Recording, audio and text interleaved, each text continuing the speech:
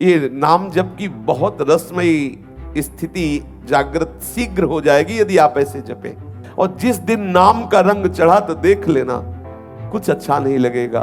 जब तक नाम में प्रीति नहीं होगी तब तक आपके हृदय में अनुराग नहीं आएगा।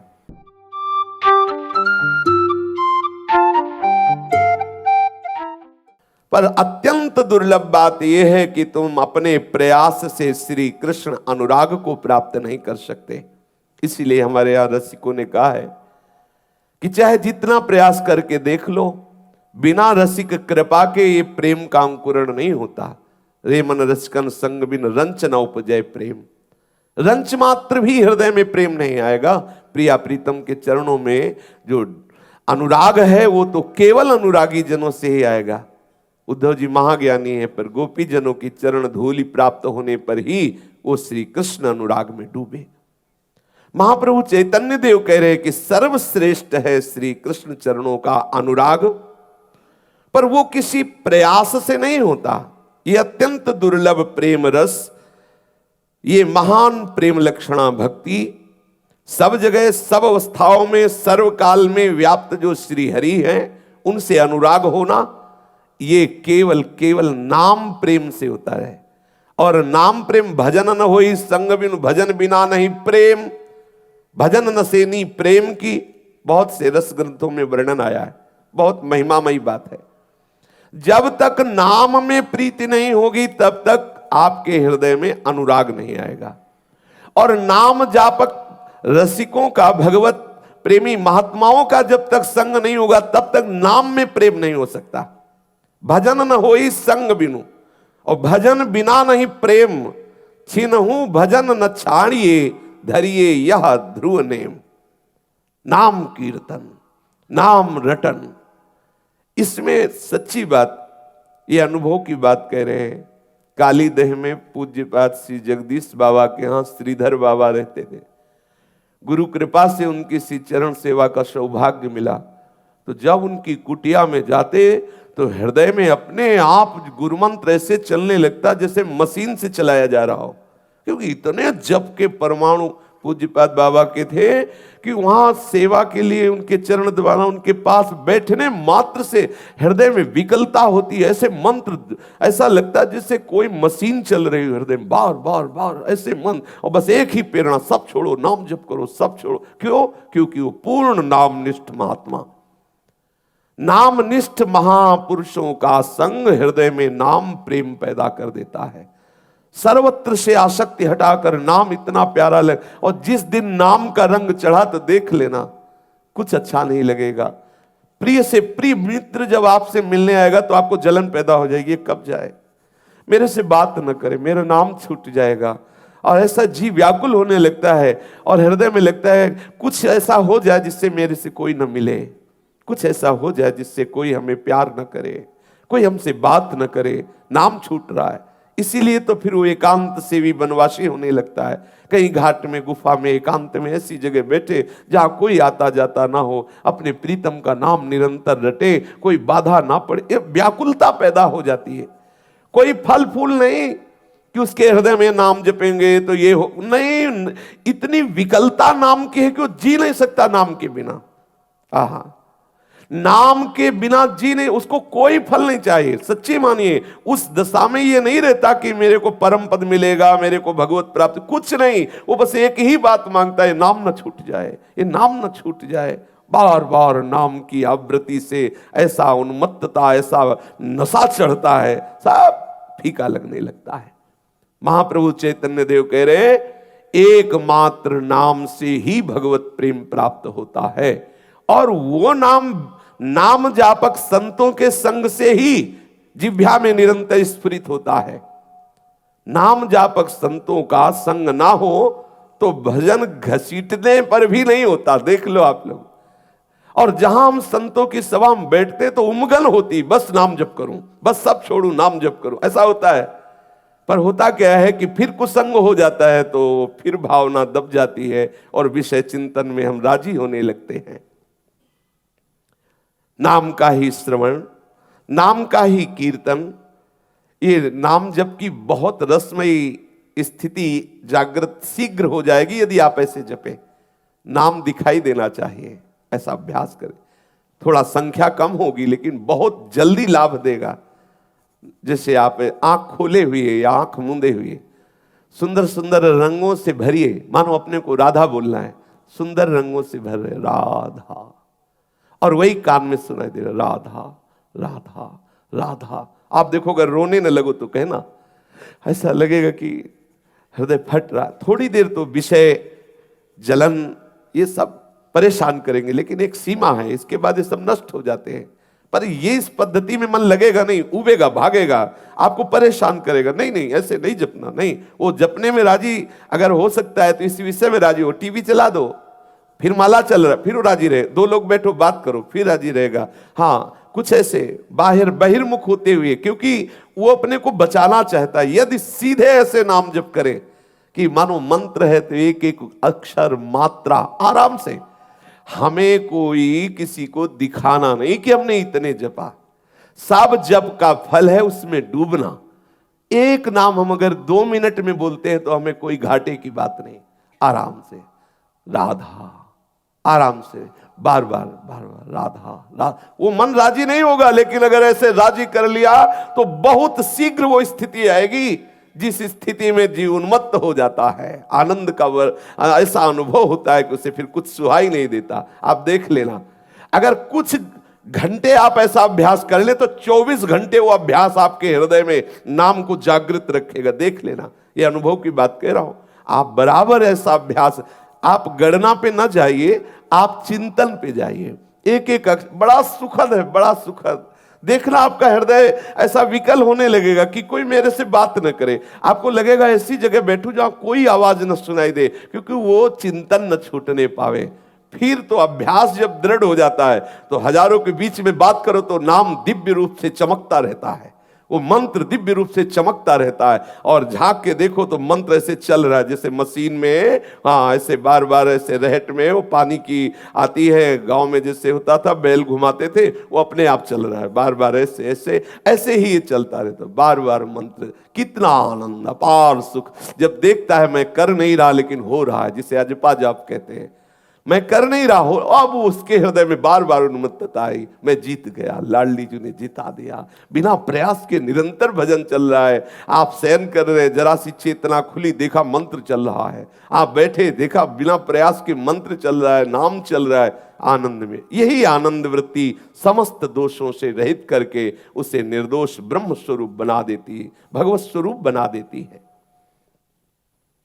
प्रभु का प्रेम प्राप्त करना मुख्य बात है, और वो प्राप्त होता है नाम कीर्तन, नाम जप, और इसमें रति होती नाम जापक महात्माओं से, भगवत प्रेमी जनों से।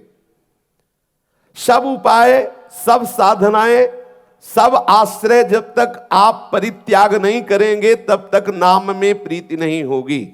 पकड़िए, अब एक ही बात हमें है, प्रभु का विस्मरण ना हो, और वो जो गुरु जी ने नाम दिया, मंत्र दिया, बार बार आवृत्ति, बार बार उसकी कितना गाढ़ नशा चढ़ता है।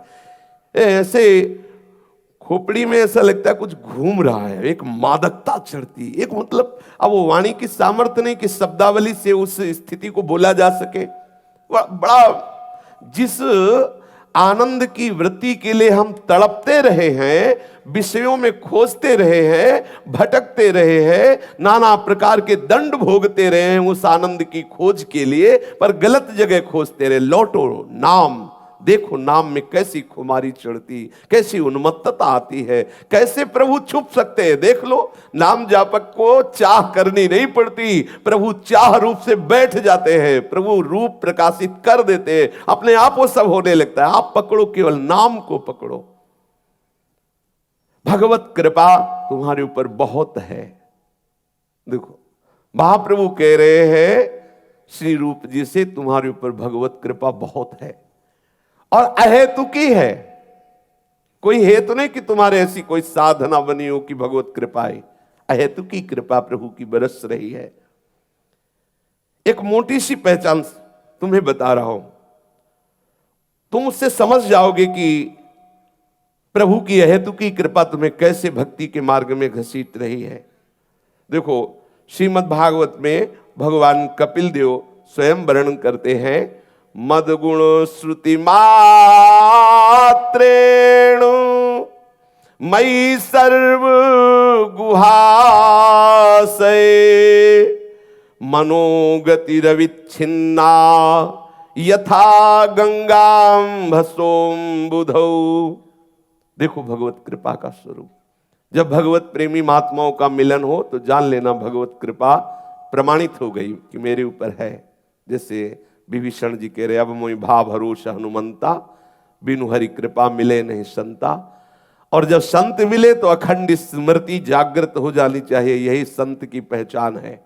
हृदय व्याकुल होने लगे प्रभु के स्मरण के लिए, प्रभु के भजन के लिए, प्रभु के मिलन के लिए, यही संतों के इसीलिए तो स्वर्ग का सुख और मोक्ष सुख भी लघु हो गया संतों के संग के आगे। तात स्वर्ग अपवर्ग सुख धरी तुलाय कंग, तूल न ताहि सकल मिली जो सुख लव सत्संग। क्योंकि मोक्ष से भी बड़ा जो अनुराग है प्रभु का, इन अनुरागी जनों के संग से सीधे उनके नाम में अनुराग, उनके रूप में अनुराग, उनकी चरण सेवा में अनुराग, ये बड़ी खास बात है। प्राणी मात्र के हृदय रूपी गुफा में श्री कृष्ण विराजमान है। कोई भी, वो चाहे चींटी हो चाहे हाथी हो, सबके हृदय रूपी गुफा में हमारे प्रीतम विराजमान है। सर्वांतर्यामी है, बहुत ही भक्त वत्सल है, समस्त लोकपाल जिनकी आज्ञा से पूरा वर्ताव करते हैं, इसीलिए अपने श्री कृष्ण को कहा गया ईश्वर। वो ईश्वरों का भी ईश्वर, सर्वनियंता, सर्वज्ञ और सबके हृदय रूपी गुफा में विराजमान है। जब हम श्री कृष्ण नाम रटते हैं, श्री कृष्ण गुण का श्रवण करते हैं, तो हमारी चित्तवृत्ति श्री कृष्ण में लगने लगती है। जब हम विषय चिंतन करते हैं, विषय महिमा सुनते हैं, विषय भोगों की बात सुनते हैं, तो हमारी चित्तवृत्ति विषयों में लगने लगती है और मुझ सच्चिदानंद के अंश को घोर विषयी बनाकर जन्म मरण के दुख को भुगाने के लिए विवश कर देता है। जब हम प्रभु का नाम जप करते हैं, प्रभु का नाम कीर्तन करते हैं, प्रभु के गुण कीर्तन करते हैं, तो हमारा चित्त प्रभु का चिंतन करने लगता है। और जब ऐसा चिंतन होने लगता है जैसे गंगा जी जाकर समुद्र में अपने नाम रूप को विलीन कर दिया, अर्थात जब हमें यह सुध न हो कि मैं स्त्री हूं कि पुरुष हूं, मैं कौन हूं, कहां हूं, एकमात्र भगवत चिन्ह, उसी समय हृदय रूपी गुफा से प्रभु प्रकाशित हो जाते हैं, प्रकट हो जाते हैं और देख पाता है कि हृदय रूपी निकुंज में ये गौर श्याम जोरी विलस रही है। ये कैसे गौर श्याम जोरी हृदय में विहार कर रही है।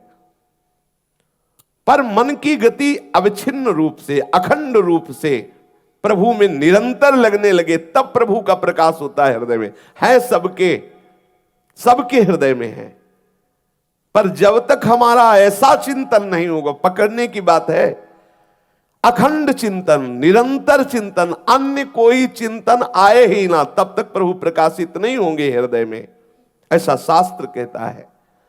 फिर श्री कृष्ण कभी आंखों से ओझल नहीं होते।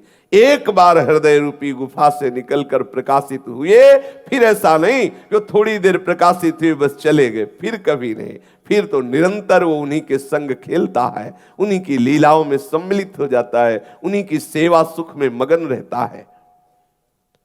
और वो छोड़ना भी चाहे तो वो नहीं छोड़ सकता, उसकी सामर्थ्य नहीं रह गई।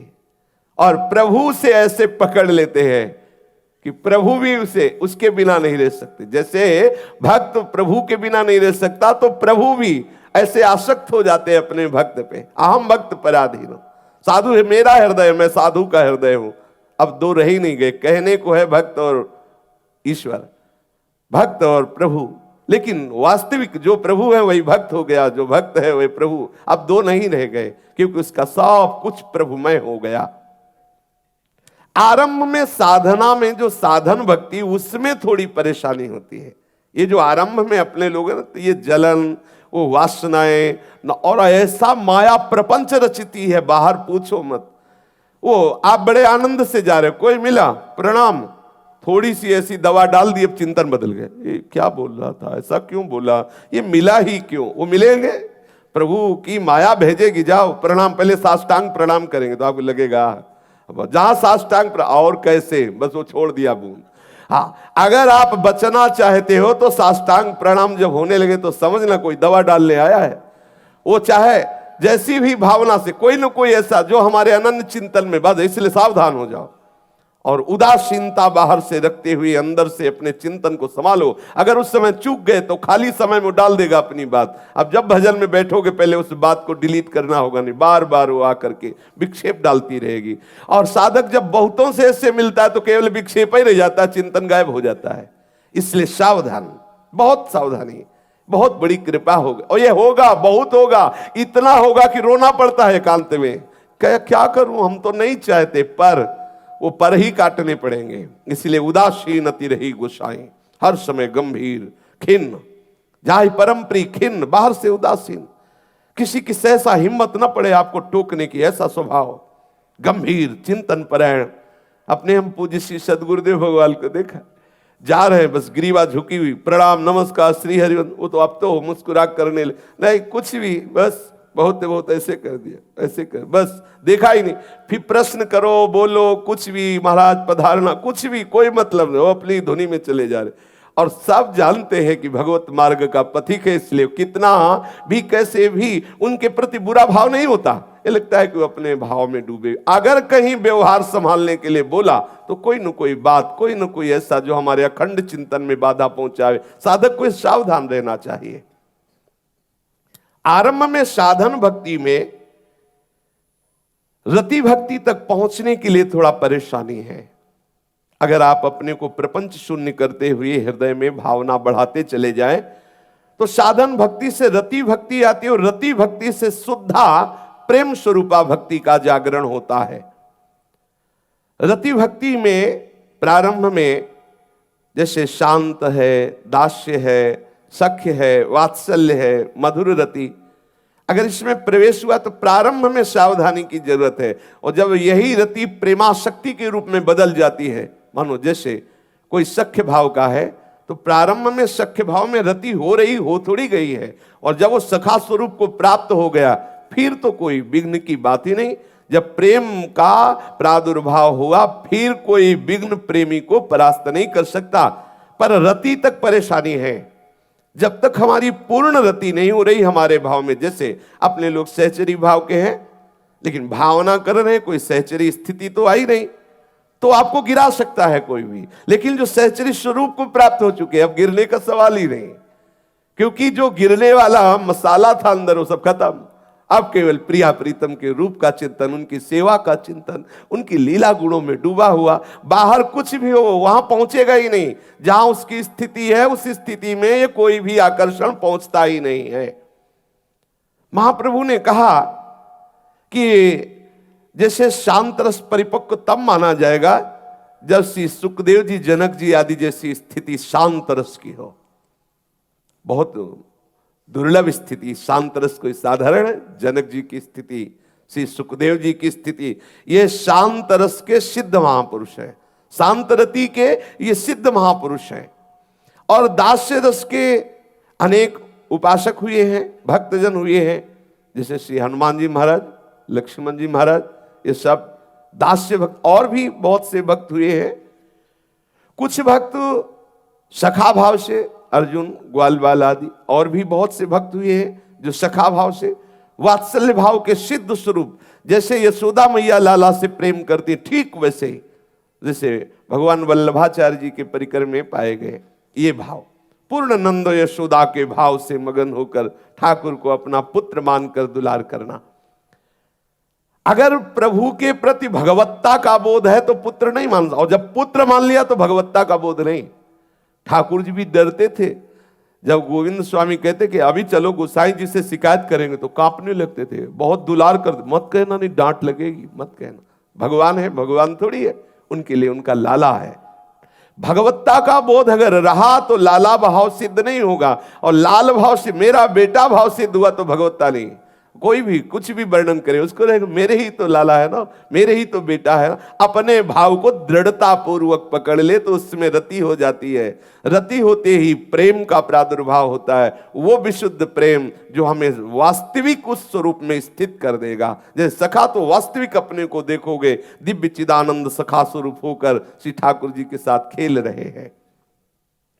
तो वात्सल्य रति और मधुर रस, श्री कृष्ण हमारे प्रीतम है, पति हैं और मैं उनकी प्रिया हूं, ऐसी भावना मधुर रस में, श्रृंगार रस में, जैसे श्री गोपीजन, जैसे श्री रुक्मिणी जी आदि और भी बहुत से हैं जो प्रभु को ऐसे कांत भाव से भजते हैं। ये जो शांत रस है, दास्य रस है, सख्य रस है, वात्सल्य रस है, मधुर रति है, इसमें जो आचार्य आपको भाव दिए हैं, अपनी तरफ से हम भाव जो करते हैं वो एक माना हुआ है, लेकिन जब गुरु परंपरा से, आचार्य परंपरा से मिलता है तो हमारी त्रुटि होने पर भी भाव सिद्ध हो जाता है, क्योंकि वहां आचार्य कृपा होती है। जैसे हम मान रहे हैं श्री कृष्ण हमारे पति हैं और आपने किसी ऐसे आचार्य का आश्रय नहीं लिया जो कांत भाव से सिद्ध, जो कांत भाव की स्थापना करने के लिए प्रकट हुए, तो हमारे हृदय में भाव जरूर है लेकिन उसकी सिद्धि नहीं होगी। इसीलिए प्रभु एक होते हुए आचार्य के बहुत से रूप धारण किए, क्योंकि बहुत से भावों को पुष्ट करने के लिए जो साधन पद्धति चाहिए, जो मंत्र चाहिए, जो भावना चाहिए, वही देने के लिए वही आचार्य रूप धारण किए। एक ही प्रभु, बहुत नहीं।